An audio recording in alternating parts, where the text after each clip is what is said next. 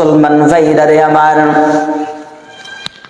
আল্লাহ তাআলা বলেন ক্বাদ আফলাহাল মুমিনুন, ওই সকল মুমিন, ওই সকল ঈমানদার, তারাই দুনিয়ার জমিনে সফল। আল্লাযীনা হুম ফি সালাতিহিম খাশিউন, যারা নামাজের মধ্যে দাঁড়াবে, নামাজের মধ্যে দাঁড়ায়াও নম্র হবে, ভদ্র হবে, অর্থাৎ আল্লাহর সামনে নিজেকে দাঁড় করিয়ে দিবে একজন অপরাধীর মতো, আল্লাহর সামনে দাঁড় করিয়ে দিবে একজন আসামির মতো।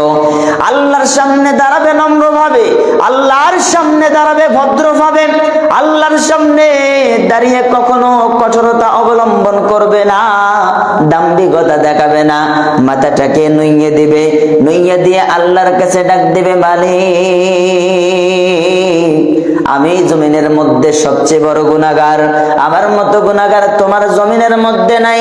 ওগো মালিক, আমার ডাইনে আমার জান্নাত, বামে জাহান্নাম, আমার পেছনে মালাকুল মউত, আমার সামনে বালা তুমি।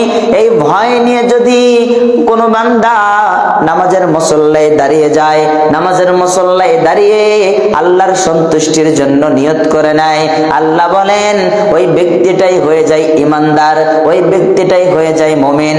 আর ওই মুমিনদেরকে আমি শুধু দুনিয়াতে সফল করি না, দুনিয়া এবং আখিরাতে আমি আল্লাহ তাদেরকে সফল করে দেই।